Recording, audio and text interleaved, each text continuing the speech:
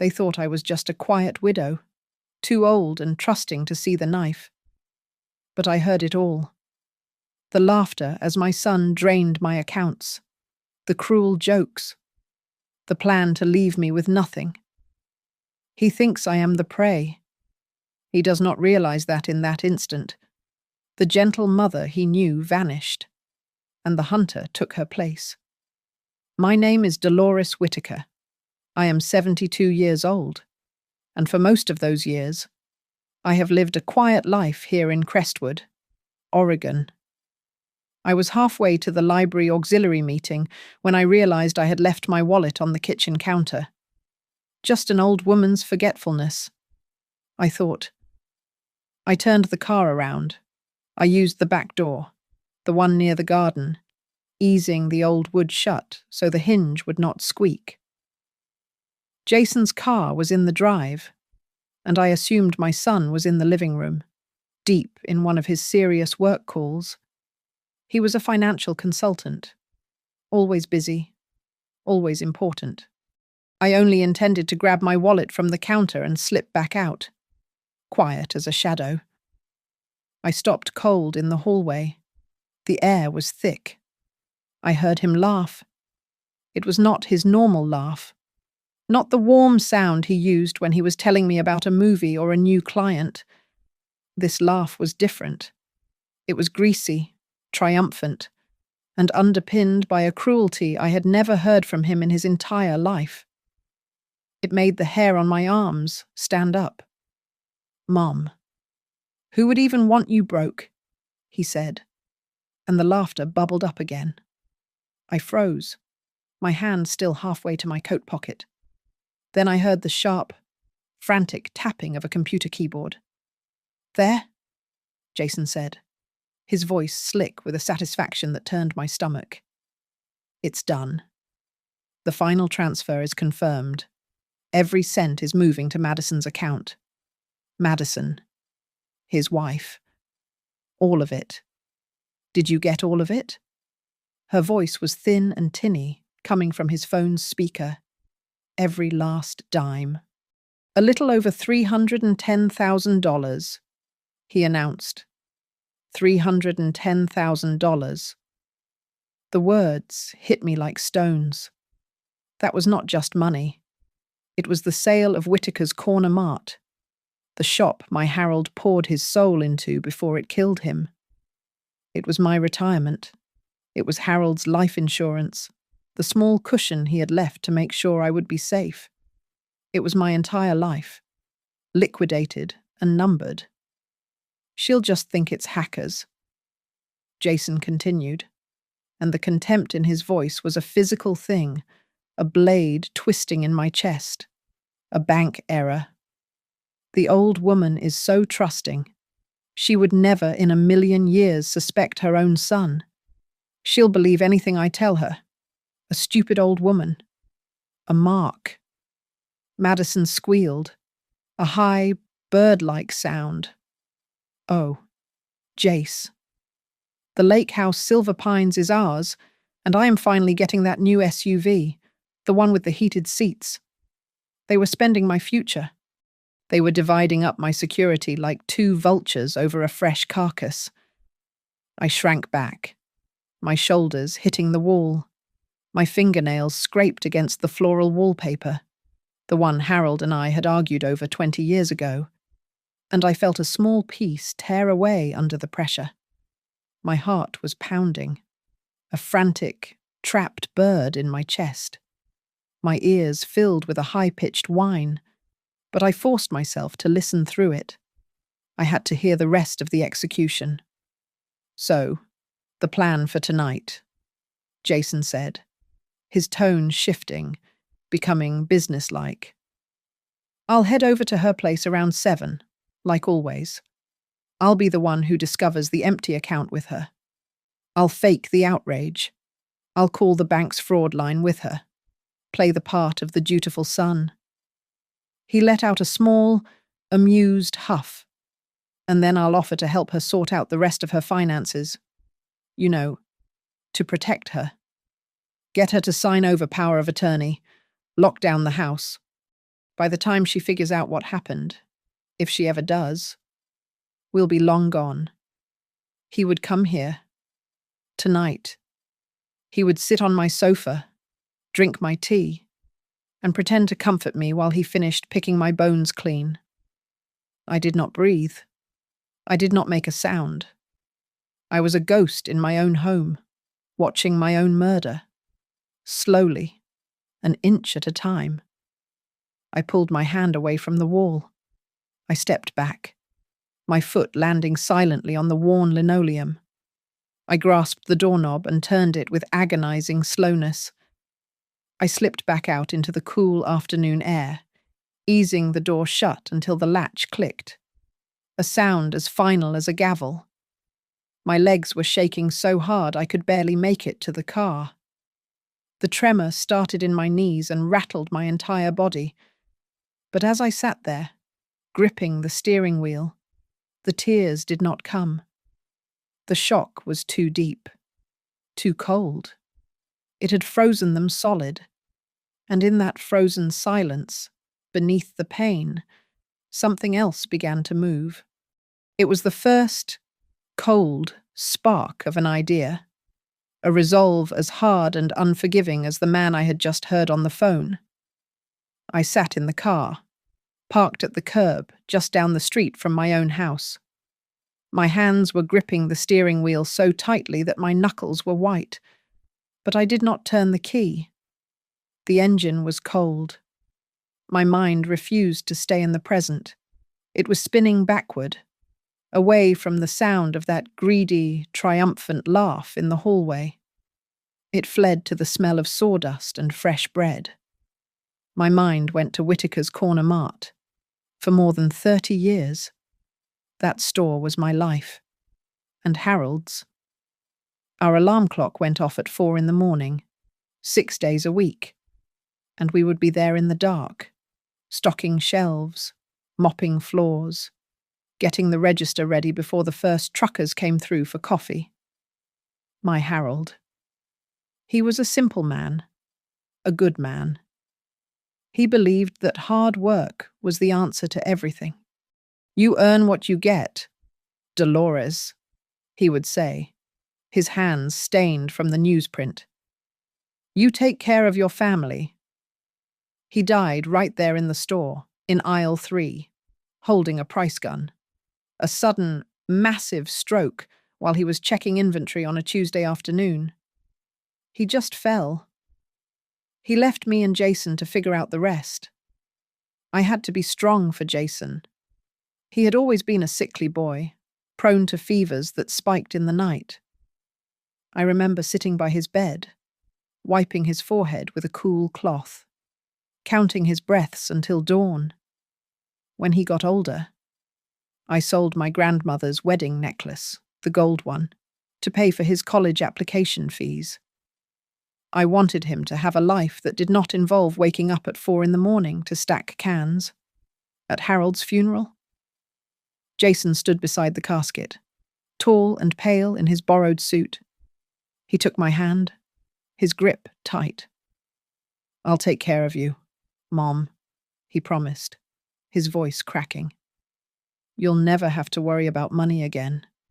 That promise echoed in the silent car, and it sounded like a curse. It was a bitter, hollow joke. After Harold passed, I tried to keep the mart running for another year, but the light had gone out of it. Jason finally sat me down at the kitchen table. Mom, you're getting older, he said, his voice gentle, so reasonable. You've worked your entire life. You should enjoy yourself. Sell the store. Let me invest that money for you. With my background, we can make it grow. We can double it. I was cautious. I was always the one who balanced the books. I insisted on rules. A portion of the money went into certificates of deposit, safe and untouchable. Another part went into a standard retirement fund. But the bulk of it, the nest egg from the sale and Harold's life insurance, we put into the Emerald Nest account at Northwood National Bank. our local bank, the account Jason had just emptied. He was so helpful, setting up the online access. This way we can both watch it. Mom, he said. My fingers, stiff with arthritis, fumbled on the small keys of the laptop he bought me. Here, just let me do it, he'd said, his smile patient. It's faster. I'll make sure you're all set up. He put his name on the account as an authorized signatory. Just in case of an emergency, he explained. If something happens to you, I need to be able to pay your bills. And then, 3 years ago, Madison Cole arrived. She was 36 years old, with perfectly highlighted blonde hair, manicured nails, and a smile that never quite reached her eyes. She worked, she told us, at a financial consulting firm, Horizon Vista Capital. It sounded important. She was polished in a way the women in Crestwood were not. She was so smooth. She called me Mom D. She complimented my baking, my garden, my sensible approach to life. I just admire women like you, Dolores. She'd cooed over coffee just last week, right in my kitchen. Women who built their own financial future from hard work. It's so empowering. While she was praising my empowerment, she was probing. Her questions were light, like butterflies. How much did the store finally sell, for was the house paid off? What kind of insurance did Harold leave?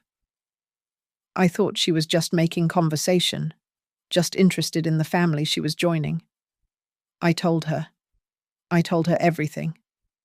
I sat there, gripping the cold plastic of the steering wheel, and I finally understood. Every act of help was a lie. Every time Jason had me sign a paper, it's just for taxes. Mum saves us a bundle. He would say it was a brick being laid. Every time Madison praised my financial independence, she was checking the strength of the trap. They were building a cage for me, and I was the old woman, the stupid, trusting prey, walking right into it. They had been planning this for years. I finally turned the key and pulled away from the curb, my foot heavy on the accelerator. I drove, I do not know where. I just aimed the car down Main Street and kept going, looping aimlessly through the quiet neighborhoods of Crestwood. The trees blurred past in a watercolor streak of green and gold. I ran a stop sign by the park. Someone honked, and I barely even registered it. A red light turned green, and I just sat there, frozen, until the car behind me tapped its horn again. The tears were pushing at the back of my eyes, hot and sharp. But I refused to let them fall. If I stopped, if I let myself park the car and put my head down, I knew I would shatter. I would break apart right there. And I did not know if I could put myself back together. I ended up in the parking lot of the Shop and Save, the discount grocer on the edge of town. I pulled into a spot far from the entrance, under the shade of a large oak tree, and cut the engine. I watched people pushing carts with wobbly wheels, clutching handfuls of coupons, counting out change. A young mother was arguing with her toddler over a box of cereal. This is where I would be. This would be my future if I let them take everything. I would be the old woman in the checkout line, hoping my social security check cleared, deciding between milk and medicine. The panic I had been holding back finally broke through. It was a cold, suffocating wave. I saw myself trying to sell the house, Harold's house. I saw myself in a state-run nursing home, sharing a room with a stranger, eating pureed food from a plastic tray. I saw myself being spoken to by condescending social workers, my autonomy gone. Just another file in a cabinet marked indigent elderly. I was gasping, my chest so tight I could not get a full breath. And then, clear as a bell in the roaring silence of the car, I heard Harold's voice. It was just a memory, but it was so strong. You were never one to just quit. Dolores, you're not the type to sit and cry and wait for a rescue. It was like a slap. A cold, bracing shock of water. He was right. I had never been that woman. I was the woman who balanced the books for 30 years, who faced down suppliers, who buried her own husband and kept the doors of our store open. My breathing steadied. I took one deep, shuddering breath, then another. I reached into my purse, my hand still shaking, and pulled out my phone. I scrolled through the contacts until I found her name. Lila Grant. My friend for more than 40 years. The woman who held my hand at Harold's funeral and did not let go for 3 days. She answered on the second ring. D. You okay? You're not usually a just calling type. I tried to speak, but the words caught in my throat. A choked, dry sound came out. Lila, I... Her tone changed instantly. The friendly chatter was gone, replaced by a sharp, focused concern. Dolores. What happened? You sound terrible. Tell me right now. So I told her. I made myself say the words out loud. I heard Jason, on the phone. I was shaking again, but I forced the sentences out. I repeated what he said. About the money, about Madison, about the hackers and the bank error. I made myself say the phrase that felt like swallowing glass, Mom. Who would even want you broke? There was a dead, heavy silence on the other end of the line. Lila had been a legal secretary at the best law firm in town for 30 years before she retired. Her mind was a steel trap. When she finally spoke, her voice was cold. Dolores.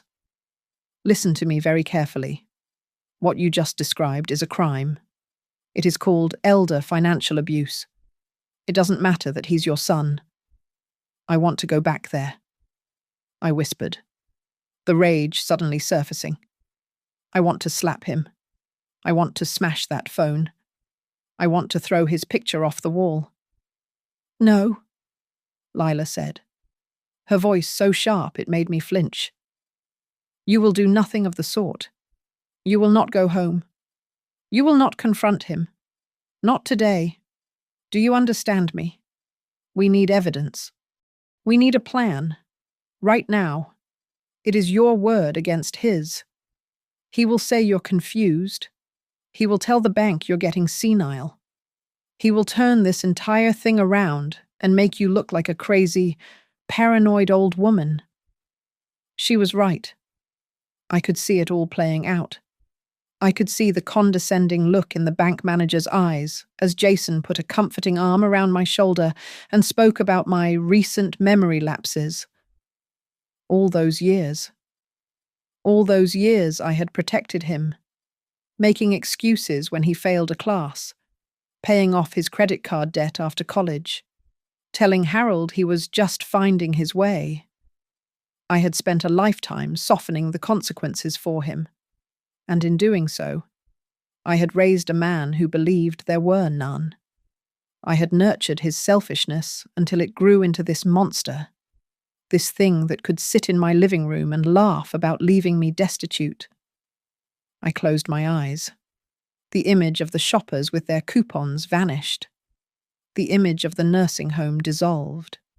All I could see was Jason's smiling, reasonable face as he explained to me how to set up my online account.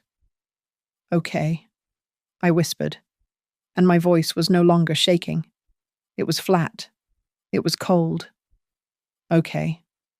Lila. No more covering for him. I'm done. If he chose to treat me like a wallet, then I will treat him like any other thief on the street. Lila's instructions were precise. I drove to the small electronics shop over on Jefferson Avenue, the one tucked behind the post office. It smelled like dust and hot wiring, I bought a small digital voice recorder.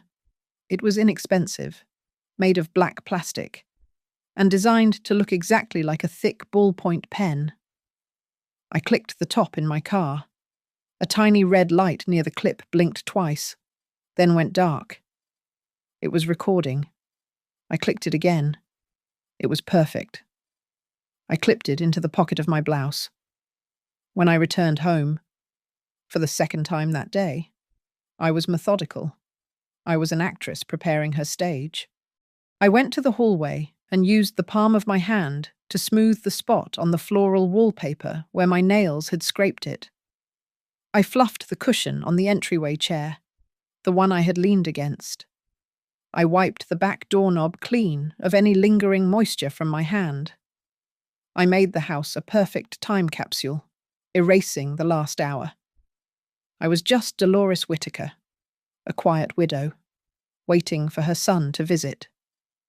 He arrived just before 7 o'clock, exactly as he had planned, using his own key. "Mum, I brought you some dinner," he called out. His voice was bright, full of the manufactured warmth I used to mistake for genuine affection. He walked into the kitchen, holding up a brown paper bag from the Chinese place he liked. He looked the same brown hair, the same eyes. It made the betrayal feel like a physical sickness. I fumbled with the plates in the cabinet, letting my hands tremble. That part was not difficult to fake. "Oh, Jason, you shouldn't have," I murmured. I turned to face him, and, as I did, I reached up and clicked the top of the pen in my pocket. He watched me as I set the table. It was a sharp, assessing look, one I had never noticed before. He was scanning me, checking for cracks, looking for any sign that the old woman was upset or suspicious. "Hey, Mom," he said, his tone perfectly casual as he unpacked the white cartons of food. "You haven't been checking the Emerald Nest account recently, have you?" The probe. The test. My heart seized, but I forced a light, airy laugh. "Oh, heavens. No. You know me? Jason? I never go on that online thing. All those numbers just confuse me." I reached out and patted his arm, a familiar, motherly gesture that now felt vile. "That's why I have you, dear. I trust you completely to handle all of that for me." I saw the tension instantly drain from his shoulders. He relaxed. He smiled. That easy, handsome smile that had always gotten him what he wanted. "That's right. Mom, I've got it all under control."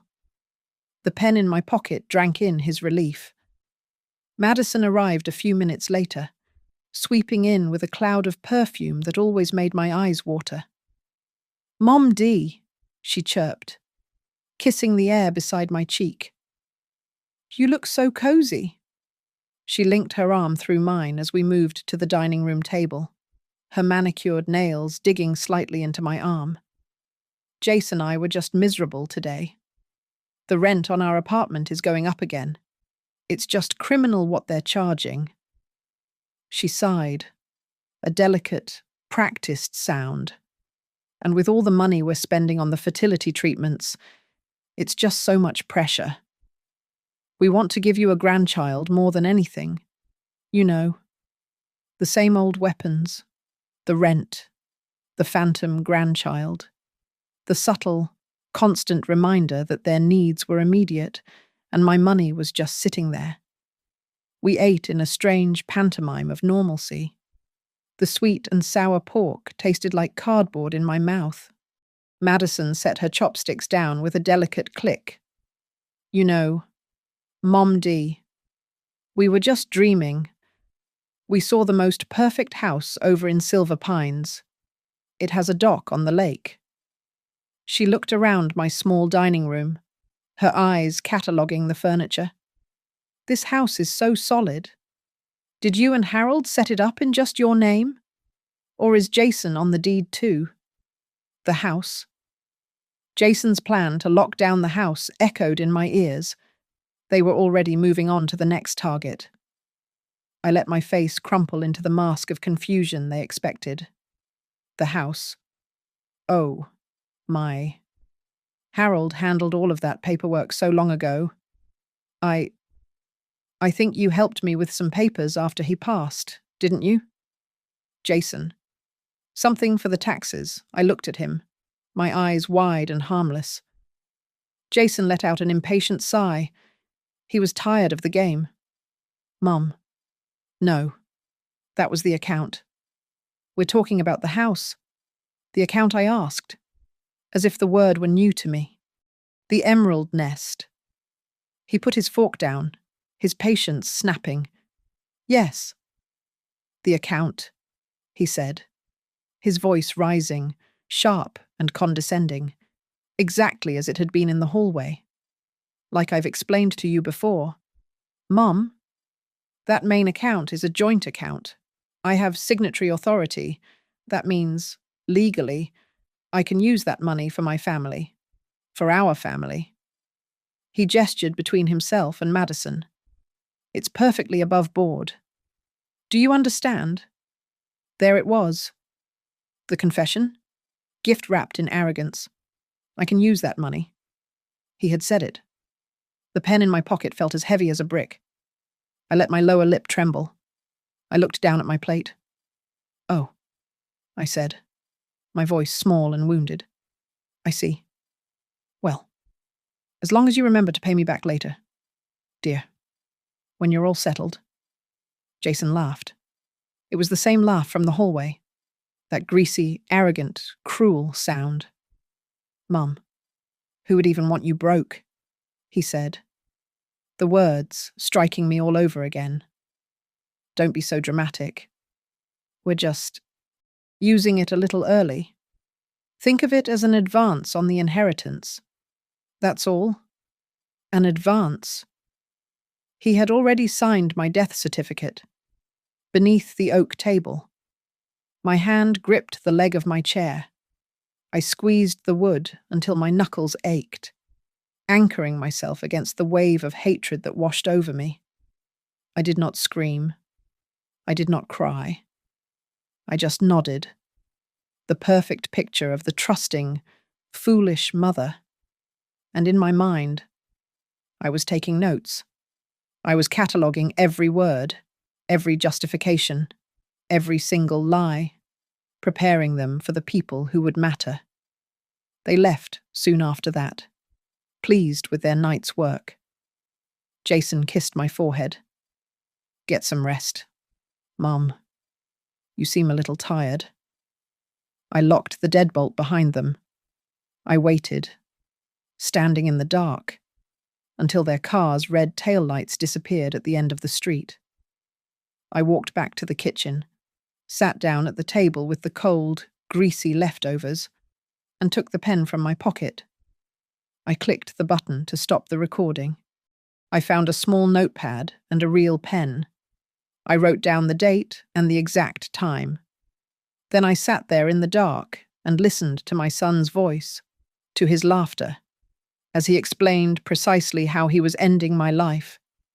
And this time, there were no tears at all. The next morning, I did not put on my usual cardigan. I went to the back of the closet, past the house dresses and sweaters, and pulled out the navy blue wool suit. It was stiff, with a pleated skirt and a matching jacket. It was the suit I wore when Harold and I had to go to the bank to argue for our first business loan. It was the suit I wore to his funeral. Harold used to call it my take no prisoners outfit. I put it on. I was not a grieving widow today. I was Dolores Whitaker, proprietor. I walked into the downtown Crestwood branch of Northwood National Bank at 10 o'clock sharp. Frank, the security guard, tipped his cap. Morning, Mrs. Whitaker. Nice to see you. Good morning, Frank, I said. Sarah, the head teller, smiled brightly from her window. Dolores here for your weekly withdrawal? They all saw me as the gentle old lady, the local fixture, predictable and harmless. Not today, Sarah, I said, my voice clear and steady. I need to see Marcus Alvarez. It's urgent. Her smile faltered at my tone, but she nodded and picked up her phone. Marcus's office was in the back, walled with glass. He had been the manager here for 20 years. He had approved Jason's first car loan. He came out to the lobby to greet me, his tie already loosened, his face open and friendly. Dolores. What a pleasant surprise. Come on in. Come in? Can I get you some coffee? No, thank you, Marcus, I said. I sat in the plush guest chair and placed my handbag firmly in my lap. I did not lean back. He settled into his own chair, leaning back with a comfortable sigh. So, what's on your mind? Trouble with the online password again, I keep telling you. You should just let Jason handle— I am here, I interrupted, my voice cutting through his casual chatter. Because yesterday afternoon, my son, Jason Whitaker, emptied my Emerald Nest account. Marcus stopped leaning. He sat bolt upright. The friendly neighbor vanished, replaced by the bank manager. What, Dolores? That's impossible. There must be a system error, a temporary hold. He transferred, I said, as if reading from a ledger. $310,450 to an external account belonging to his wife, Madison Cole. The color drained from his face. 300. He turned to his computer, his hands flying across the keyboard. The clacking was loud in the silent office. I watched the security camera, a small black dome in the corner of his office, watching us both. He stared at the screen, scrolling. Dolores, he said, his voice strained and careful. I see the transactions, 3 of them, one right after the other. But they were authorized. They were initiated from the online portal. And as you know, Jason is a full signatory on this account. Legally, he has the authority to move funds. He had the authority, I said. He did not have my permission. Marcus sighed, rubbing his forehead. He looked pained. Dolores, if he's a signatory, this is a family matter. It's a civil dispute. There is nothing the bank can do to stop a— He intends to tell me it was a hacker, I said. He intends to help me file a police report tonight, and in the process, convince me to sign over power of attorney to get control of the house. Marcus looked up, his eyes sharp. How do you know that— I reached into my handbag and pulled out the small black plastic recorder. I placed it on the polished mahogany of his desk. Because he was foolish enough to say it out loud. And I was there. I pressed the play button. The air in the office crackled as Jason's voice filled the space. That main account is a joint account. I have signatory authority. I can use that money for my family. And then the laugh, loud and greasy. Mom, who would even want you broke? I watched Marcus. His face went from pale to a dull, angry red. He was no longer looking at a family matter. He was looking at a federal crime. He was the manager of a bank where a systematic, documented case of elder financial abuse had just occurred. And the victim was sitting in his office with the audio evidence. He knew what this meant. Audits. Federal investigators. Reputational ruin for the bank. He held up a hand, and I stopped the recording. He immediately picked up his phone. His voice was no longer friendly or casual. It was steel. Get me the fraud and elder protection unit in corporate. Now. He looked at me while he waited. Code 1. I have an active exploitation case in my office. Yes, I'm sure. For the next hour, my world shifted.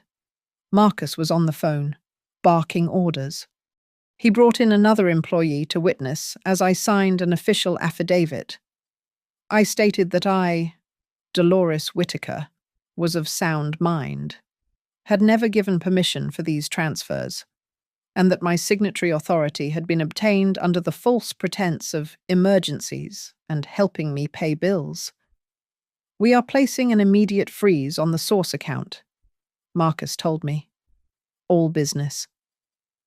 And we are contacting the compliance department at the receiving bank to flag and freeze the funds from Madison Cole's account based on suspected criminal activity. They printed out every transaction. They saved the IP logs, which showed the transfers came from Jason's home computer. They made a copy of my audio file for the bank's internal investigation. Finally, Marcus walked me to the lobby. The friendly mask was gone, replaced by a grim, professional respect. Dolores, he said, his voice low. Our freeze is temporary. Jason and his wife will be notified, and their lawyers will fight it. You have to move, and you have to move today. You need to go to the Ridgemont County District Attorney's office. Take this file. He handed me a thick envelope. File a criminal complaint. Tell them everything. We need a court-ordered freeze, or that money will be gone by tomorrow. The bank can only do so much. I nodded. I took the envelope. I'm going there now. I walked out of the bank. As I pushed through the heavy glass doors, I caught my reflection. I saw the old woman in the navy suit, her face pale but her back straight. I looked at the bank's logo etched into the glass, Northwood National Bank. I had always felt so small in this building, dependent on their rules. But today, I was not the victim. I was not the stupid old woman. I was the one who had just activated the entire, grinding, merciless machinery of the law. And I had aimed it straight at my son. Lila drove me to the Ridgemont County District Attorney's office. She just put her hand on my arm as we pulled up. And that was enough. It was an old, red brick building, the kind with imposing white columns out front. It looked less like an office and more like a fortress, I suppose.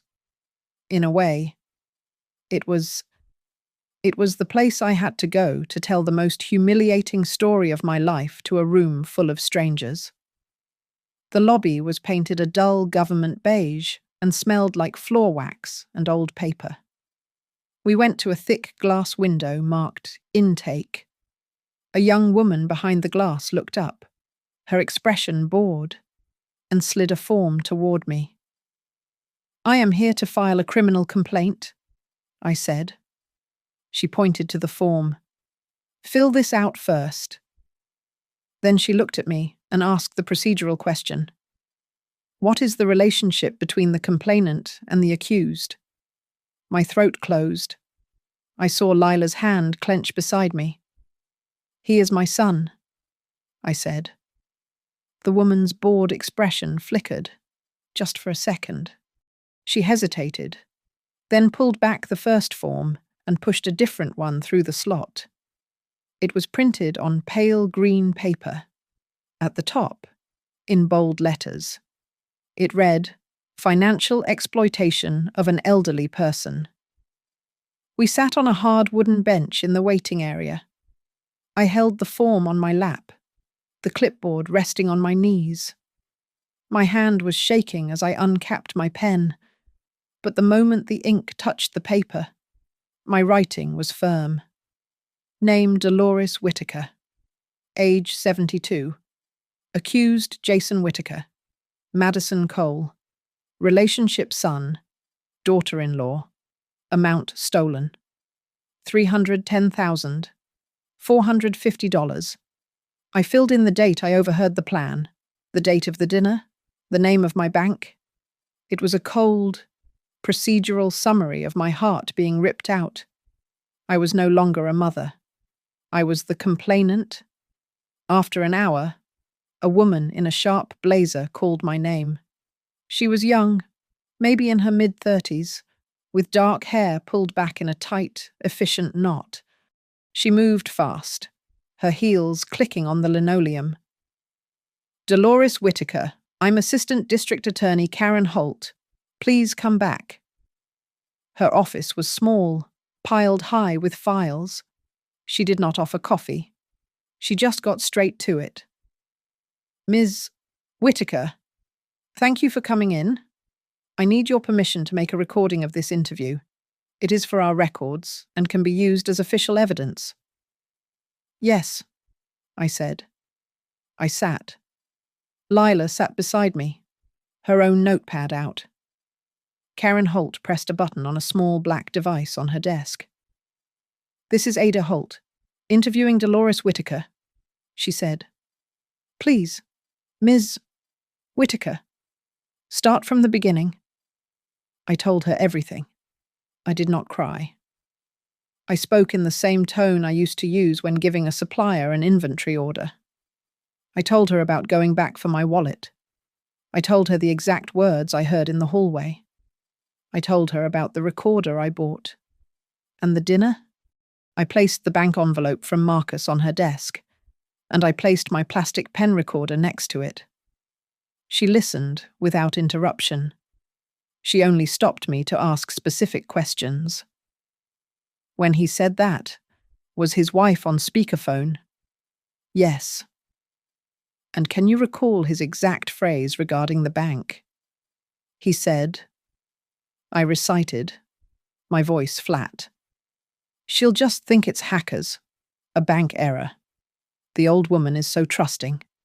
She would never in a million years suspect her own son. I saw a flash of something in Karen Holt's eyes. It was not pity. It was a kind of focused, cold anger. She looked at me with a new respect. I was not the old woman to her. I was a credible witness. When I finished, she turned off her recorder. Ms. Whitaker, she said, her voice crisp. I want to be very clear about what we are looking at. Your son's signatory authority does not give him the right to defraud you. Using your money for his own benefit, against your interests, is a breach of fiduciary duty. The audio recording, which we will absolutely use, establishes clear intent to commit fraud. Under state law, this constitutes felony theft and financial elder abuse. She leaned forward. But I need you to understand what happens next. If we file these charges, this is no longer a private matter. You will have to face him. In court, his lawyer, and his wife's lawyer, will do everything possible to discredit you. They will ask about your memory. They will imply you are confused, senile, or vindictive. They will try to paint you as the villain for turning in your own son. It will be ugly. Are you absolutely 100% certain you want to go through with this? The room was silent. I thought about Jason as a little boy, his hand in mine. I thought about the sound of his laughter in my hallway. I met Karen Holt's gaze.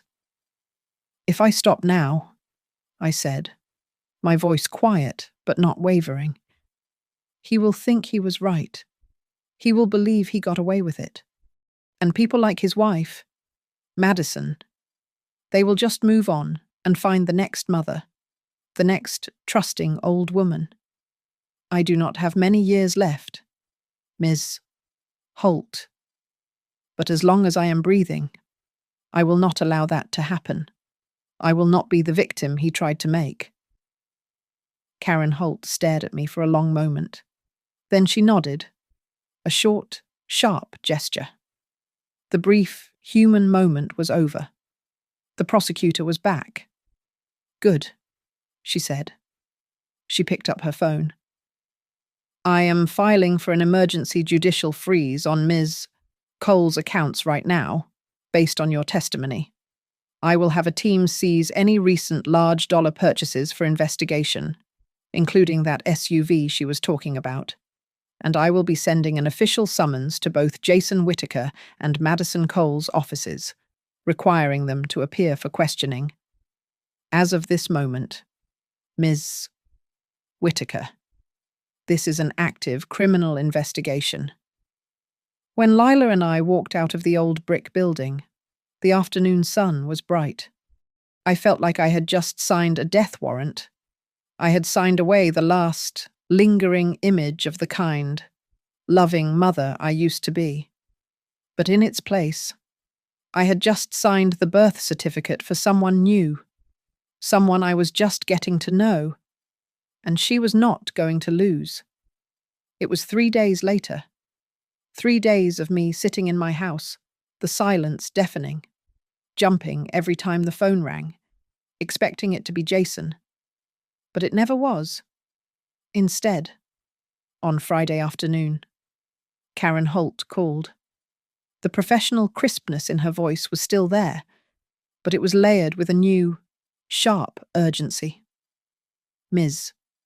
Whitaker Dolores, I need you to come back to my office, right now, if you can. There is someone I want you to meet. You are not the first. Not the first. The words echoed in my head all the way to the courthouse. Lila offered to come, but I told her I needed to do this part alone. Karen met me in the lobby and did not take me to her office. She led me to a small, windowless conference room. Sitting at the long table, staring into a cold cup of coffee, was a man who looked like a shadow. He was thin, his shoulders slumped inside a worn flannel shirt, and his eyes were sunk deep in his face. He looked like he had not had a good night's sleep in years. Dolores Whitaker, Karen said, her voice gentle. This is Franklin Boyd. Franklin. This is Dolores.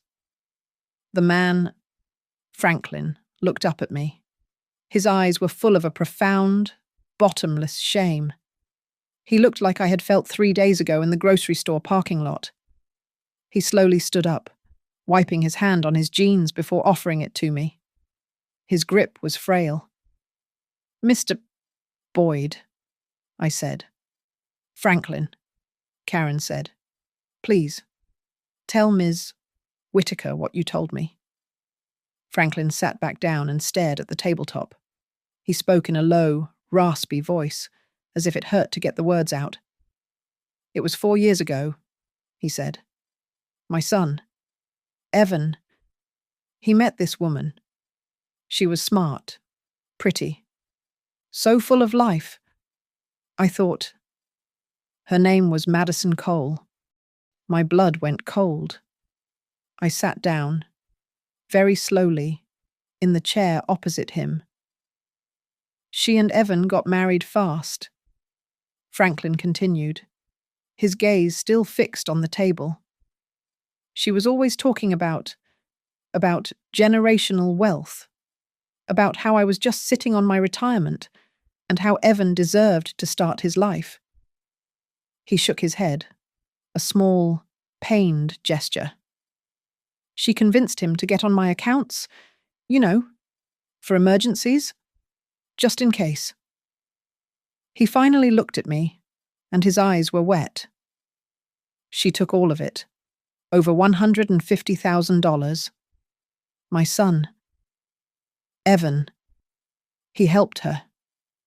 They said they were investing it in her company, that Horizon Vista Capital. Horizon Vista Capital, I whispered. That was the firm Madison claimed to work for. A month later, Franklin said, his voice breaking. She was gone. She filed for divorce from another state, took the money, took the new car, and just vanished, left my boy Evan with a mountain of debt and this. He gestured between us. This shame. Why didn't you go to the police? I asked, though I already knew the answer. He let out a short, bitter laugh. And say what my own son, my only boy, helped a con artist rob me blind, I was too embarrassed. I couldn't stand the thought of everyone in town knowing, of having to point at my own son in a courtroom. He looked down at his hands. So, I shut up. I've been working part-time at the garage on Elm Street to keep my lights on. I let her get away with it. Karen Holt stepped forward and laid a piece of paper on the table. It was a copy of an email. This, she said, was from Franklin's bank, 4 years ago. It's a standard fraud alert. Unusual transaction. Franklin, tell her what happened. I saw it, Franklin murmured. I asked Evan about it. And Madison. She just laughed. She said the bank was just trying to scare old people. She told me to ignore it, that it was their money now. And Evan, he just nodded. He told me I was getting worked up over nothing. Karen looked at me. Madison Cole has a pattern. Dolores. She hunts for men. Usually men with some professional insecurity, who have parents of a certain age with a certain amount of assets. She marries them, or moves in with them. She isolates them, turns them against their family, and pressures them to liberate their inheritance early. She uses legal tools, signatory authority, power of attorney to make it look like a civil matter. Then she vanishes and moves on to the next state, the next family. I was stunned, but I also felt something I had not expected, a strange, cold relief. I was not a unique, special fool. My stupid trust was not a personal failing. It was a weapon she had identified and used. I looked at Franklin, and in his hollow eyes, I saw my own humiliation. But I also saw a flicker of something new. He had finally told someone. The shame was no longer just his to carry. Here is the situation, Karen said, her voice pulling me back. Franklin's case was cold. He was too ashamed to be a credible witness, and the money was long gone. But now, we have you. We have an active case with fresh evidence, and the money is still frozen.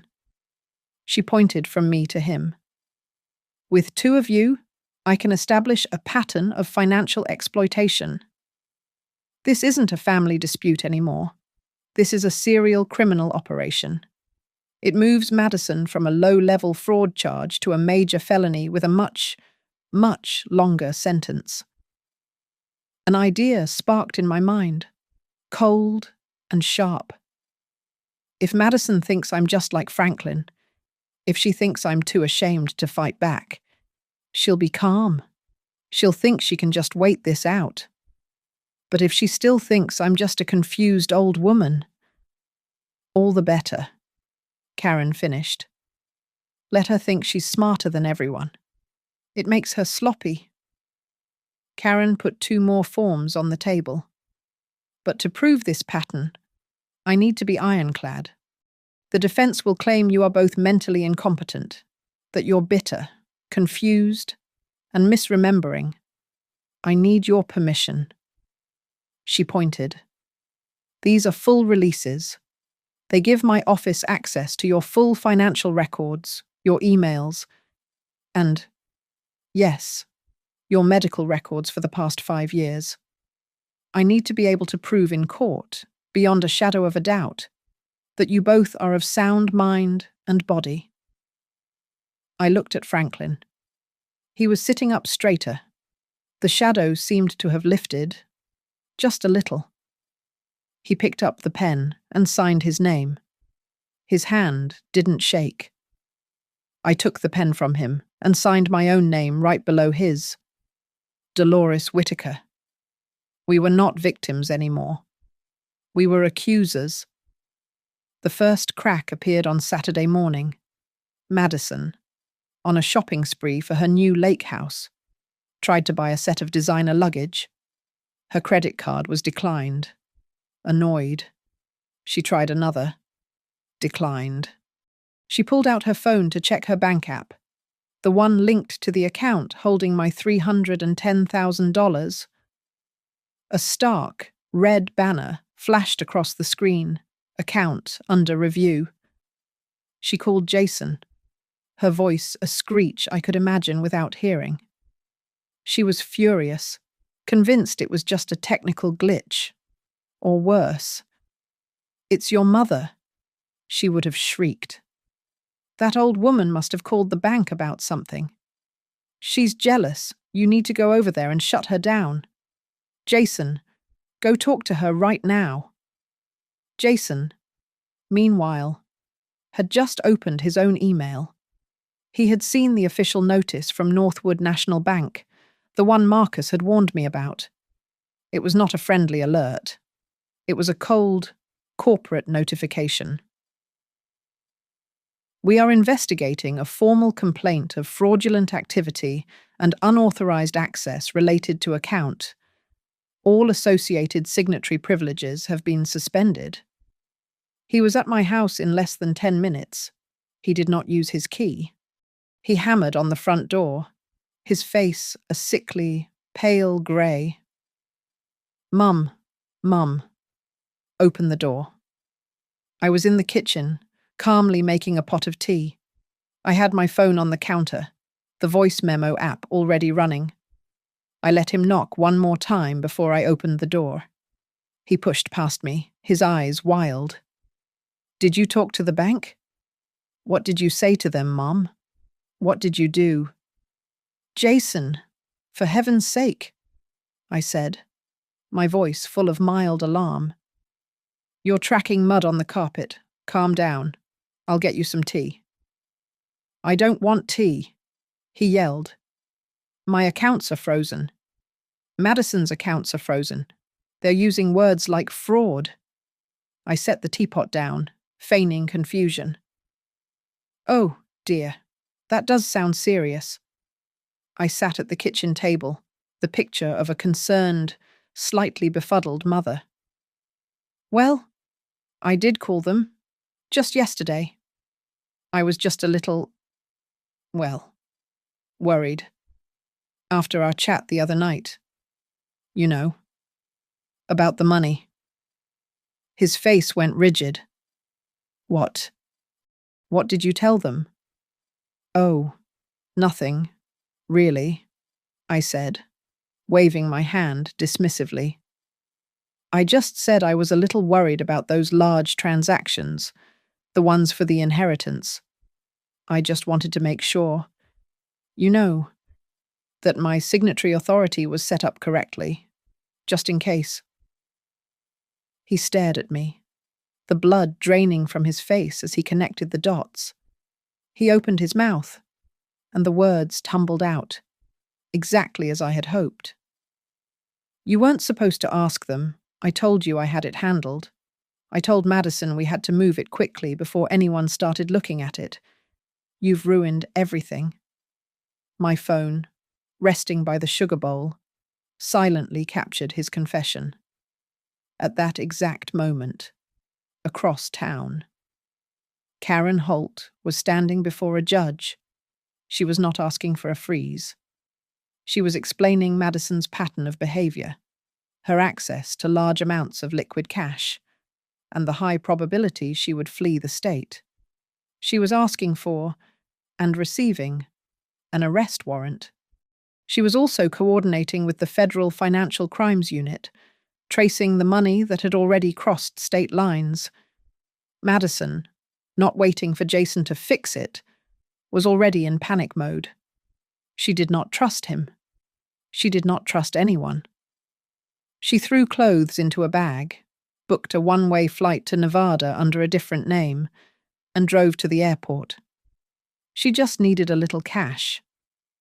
She walked up to an ATM near the security checkpoint and slid her card in. She requested a $500 withdrawal. The machine whirred, and then it spit her card out. The screen flashed, transaction denied. See teller. She tried again, her panic rising. Denied. As she reached for the card, two people in plain clothes stepped up beside her, one on each side, a man and a woman. They did not look like police, but they had the same cold, observant eyes. "Madison Cole," the woman asked, not unkindly. "Who are you?" Madison snapped, trying to push past them. The man held up a small badge. "We just have a few questions for you down at the station. It's about a financial matter. Why don't you come with us? And we'll sort this out." Back in my kitchen, the dam had broken. Jason's arrogance had crumbled, replaced by pure, uncut terror. He finally understood that this was not a family matter he could smooth talk his way out of. He sank to his knees, right there on my linoleum floor. He actually knelt. "Mom," he choked, and this time the tears were real. They streamed down his face. "Mom, please. I'll fix it. I'll get it back. I'll sell my car. I'll sell my share of the consulting firm. I'll get you the money. Please. Just call them. Call the bank. Call off. Whoever you called. Tell them it was a misunderstanding. Please. Mom, don't do this to me." I looked down at him. The man on my floor was a stranger. He was not the little boy I had held when he had a fever. He was not the young man who had promised to take care of me. He was a thief, weeping because the vault door had slammed shut on his hand. For the first time, I saw him clearly, and I felt nothing at all. "You had a choice, Jason," I said, and my voice was calm. It was the calmest I had felt in days. "You made that choice in the hallway, when you laughed. You made it again at dinner, when you explained how you were entitled to my money. This isn't my choice anymore. It's the law's." I had the small television on in the living room, tuned to the local news. As I spoke, the anchor's voice cut in. "And in breaking news from Crestwood, authorities have arrested a local woman." Jason's head snapped up.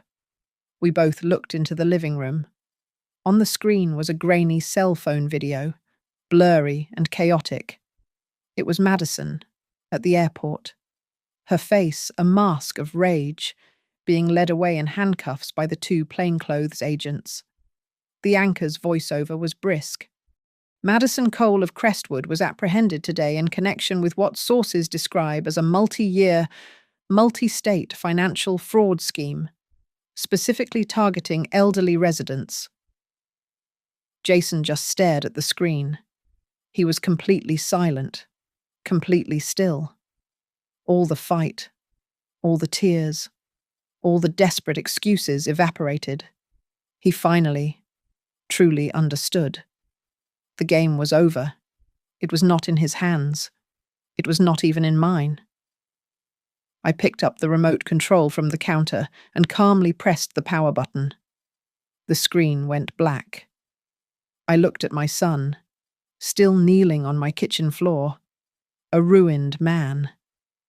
I did not feel victory. I did not feel joy. I just felt the cold, hard click of a lock falling into place. I had pushed him into the deep, dark water, and he had chosen to jump. Jason was not arrested at the house. He was served with a summons, a cold, official-looking document delivered by a curt man in a suit. He was ordered to appear at the district attorney's financial investigation unit for questioning. He walked in on Tuesday morning, flanked by a lawyer in an expensive-looking suit. When he passed me in the hallway, he would not meet my eyes. He had put his mask back on. I saw it instantly, the look of the wronged, respectable businessman, forced to deal with a messy, family misunderstanding. He was playing the part of Madison's victim. Lila and I were not in the interrogation room. Karen Holt put us in a small, dark room next to it, the kind I had only seen in movies. There was a large, black window, and through it, I could see the table, the chairs, and my son. I could see the back of his head, the way his hair curled slightly over his collar. "This is where they bring the hard cases," Lila whispered, her voice tight. "The white-collar ones." Karen Holt sat opposite Jason and his lawyer. She was all business, her files stacked neatly in front of her. We heard her voice, metallic and clear, through a small speaker on the wall. "Mr. Whitaker," she began. "Thank you for coming in. Let's start with the narrative you've provided that you were an unwilling participant, manipulated by your wife, Madison Cole." "That's correct," Jason's lawyer said, his voice smooth as oil. "My client was under severe emotional duress. He, like his mother, is a victim of Ms. Cole's predatory behavior." Karen just nodded. Then she slid the first folder across the table. "Then perhaps you can explain the bank statements, which show a pattern of smaller test transfers from your mother's account to yours, dating back 6 months before the large one." Jason stiffened. His lawyer's smile tightened. "Or," Karen continued, "you can explain the audio recording from the dinner at your mother's house." She pressed a button. My own voice, small and wounded, filled the room. "As long as you remember to pay me back later, dear." And then Jason's laugh, loud and cold. "Mom, who would even want you broke? Think of it as an advance on the inheritance." Jason's lawyer began to object, but Karen held up a hand. "And then there is the testimony of Franklin Boyd, a previous victim of Ms. Cole, who was also defrauded by his own son. A pattern. You see." She opened another file. "But mostly, Mr. Whitaker, I'd like to talk about your emails." She read from a printout. "This is from you to Madison Cole, dated 3 weeks ago. She's old. Mum will be gone in 10 years anyway. It's our money. It's just sitting there. What's wrong with using it early before she gets sick and the state takes it all for medical care?" Jason, I could see his profile now, was pale. I was just brainstorming," he stammered. "Madison, she put those ideas in my head." "Did she also put this idea in your head?" Karen asked, her voice dangerously quiet.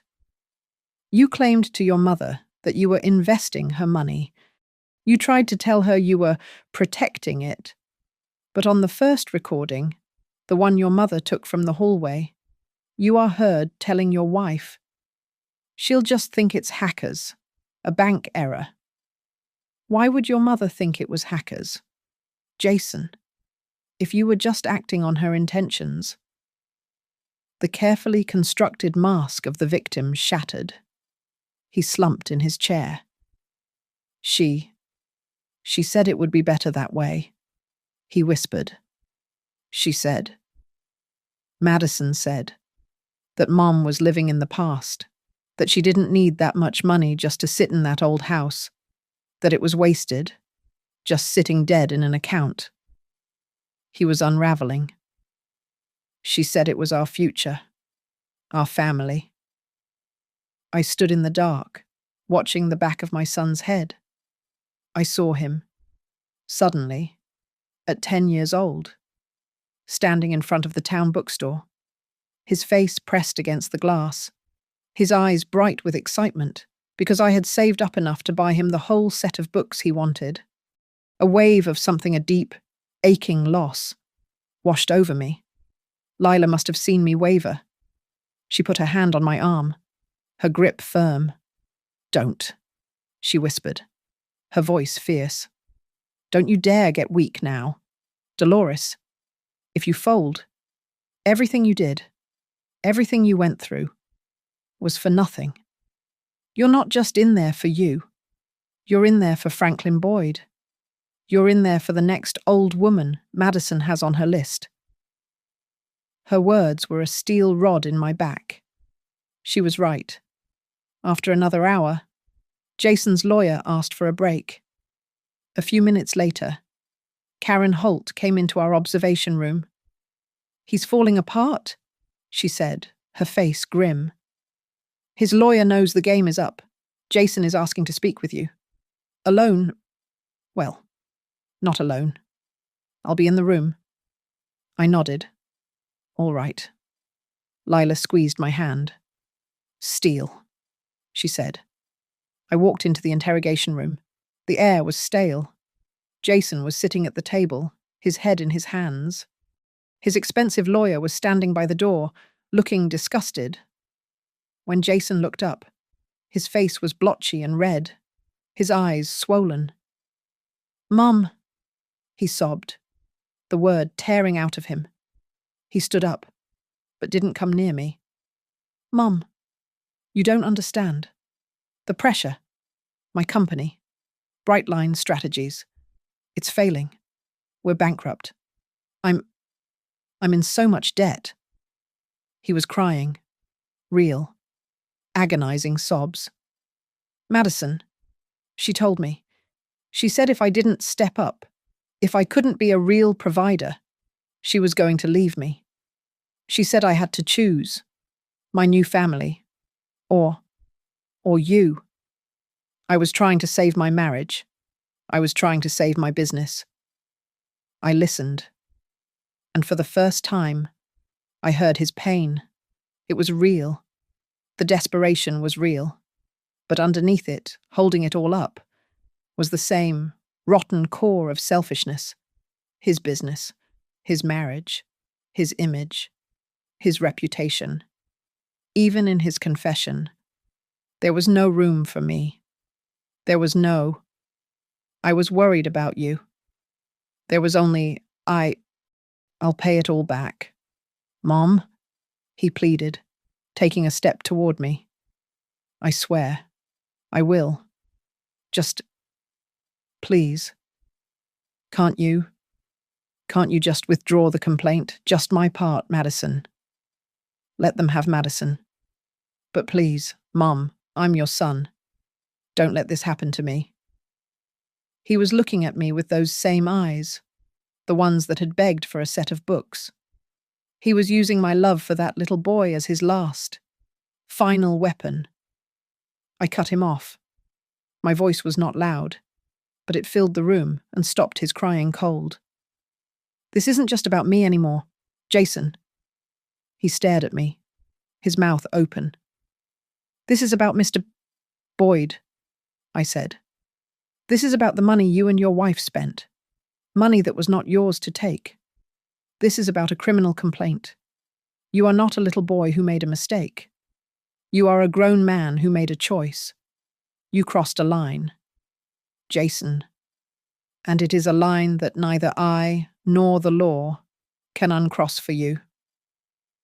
There was a long, terrible silence. Jason just stared at me, the last flicker of hope dying in his eyes, replaced by a cold, dull understanding.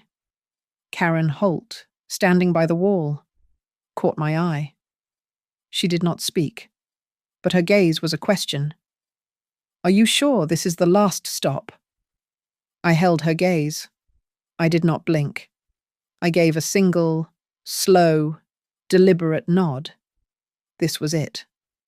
The last thread connecting me to the boy I had raised was cut. Ridgemont County Courthouse, courtroom number 3, was full. It was standing room only. I saw Lila in the second row, her jaw set, and right next to her was Franklin Boyd, wearing a suit I had never seen on him. There were reporters scribbling in notebooks in the back, and a dozen other seniors from the Crestwood Community Center who had come to watch. On the large docket screen at the front of the room, the case was listed in stark black letters, The state versus Madison Cole and Jason Whitaker. Karen Holt, in her opening statement, was devastating. She did not raise her voice. She did not need to. "This is not a family squabble," she told the jury, her voice clear and cold. "This is not a misunderstanding over money. This is a case about a calculated pattern of criminal predation. It is about two individuals who used the most sacred bond we know, the love between a parent and a child, as a weapon to commit grand theft." Madison's lawyer tried to paint her as a helpless, loving wife, just following her husband's lead. It was a good story, but Karen dismantled it in under an hour. She produced the emails, the text messages, the applications for the high-interest accounts, opened in Madison's name only, in a bank based 2 states away. She showed the jury the transaction logs, how Madison had carefully split the transfers to stay just under the $10,000 federal reporting limit, a trick a helpless wife would not know. Madison was not the passenger. She was the driver. Then Franklin Boyd took the stand. He looked so small in the witness box. He told his story. He told the jury what it felt like to be called old and senile by his own son, Evan. He told them how Madison had just laughed, a high, thin sound, when he asked where his retirement savings had gone. He told them about the 4 years of deep, suffocating shame that had kept him quiet. 4 years of working at the garage while he saw photos of Madison on social media, wearing new clothes and driving a new car, all paid for with his money. When they called my name, my knees felt weak. But I walked to the stand, my back straight in my navy blue suit. My hand trembled slightly as I took the oath, but my voice did not. I told them the date and the time I went back for my wallet. I told them about the laugh. I repeated the words I had heard, the words that were burned into my memory. Jason's lawyer came at me, just as Karen had warned. He was all smooth, false sympathy. "Mrs. Whitaker, you are 72 years old, correct? You were in a different room. You were distressed. Is it not possible, given your age and your emotional state, that you simply misheard your son, that you misunderstood?" I looked at him. Then I looked past him, at the jury. "No," I said, my voice carrying to the back wall. "I did not mishear." I heard him say, "She'll just think it's hackers. A bank error. The old woman is so trusting. She would never in a million years suspect her own son." I heard him say that. The lawyer tried to object, to say I was reciting a script. Karen Holt stood up. "Your Honor, if the defense wishes to question my witness's memory, the prosecution would be happy to play the audio recording of the dinner that same evening to corroborate it." The judge nodded. "Proceed." A speaker was activated, and suddenly, my kitchen filled the courtroom. We heard Madison talking about the lake house. We heard my own voice, sounding small and confused, asking about being paid back. And then we heard him. We heard Jason's laugh, that greasy, arrogant, triumphant laugh. It echoed in the silent room. And then his voice, loud and clear, "Mum, who would even want you broke?" I turned and looked at Jason. He was as white as a sheet of paper. His mouth was hanging open. He was staring at the jury, watching them listen to his contempt. He understood, in that single second, that his secret scorn was a secret no longer. It was a public record, forever. Before the judge announced the sentences, he was given a chance to speak. Jason stood up. He was not the confident businessman anymore. He was weeping, his shoulders shaking. I don't deserve to be her son. He choked out, the words thick. I know that. But she is. She is still my mother. She is the only person in this world who has the right to ask you for mercy for me. The entire courtroom was holding its breath. Everyone looked at me. The judge turned on his bench. Mrs. Whitaker, you are the primary victim in this. Does the court have your opinion on sentencing? I stood up. I could feel Lila's gaze on me and Franklin's. I looked across the room, past the lawyers, and I met my son's eyes. I let him see my face, the face of the old woman he had discarded. Your Honor, I said, I do not ask the court to forgive that man. I ask the court to sentence him as it would sentence any grown adult who plotted to steal the life savings of an elderly person. And I ask the court to remember Mr. Franklin Boyd, and to think of all the other mothers and fathers out there who do not yet know that they are the next target. The judge's gavel came down like a gunshot. Madison Cole was found guilty on all counts, including systematic fraud and financial elder abuse. She was sentenced to several years in state prison. She was ordered to pay full restitution to both me and Franklin. Jason's sentence was shorter, but it was real. He was found guilty of felony theft and breach of fiduciary duty. He was sentenced to prison. The judge made a point of noting, for the record, that his crime was a profound and calculated betrayal of his own mother's trust. As we walked out into the bright afternoon sun, a reporter pushed a microphone into my face. Mrs. Whitaker, after all this, do you hate your son? I stopped on the courthouse steps. I looked right into the camera. I don't have a son, I said, my voice cold and clear. I had a son, and he chose to step onto the other side of the law. I stood there, blinking in the light. Lila came and took my hand on one side. Franklin Boyd, standing a little taller now, stood on my other. I looked up at the words carved in the stone above the massive doors, Justice Center. My life would never be the same. The quiet, trusting woman I was died in that hallway. But I was not broke. I was not a victim. My revenge was complete. Finalized in the one place they were so sure I was too old, too weak, and too loving to ever walk into. Thank you all so much for listening to my story. I'd love to know where you're all tuning in from, so please share your thoughts and where you are in the comments below. Subscribe to Grandma's Family Diary, give this video a like, and hit that hype button to help support this story and get it heard by more people.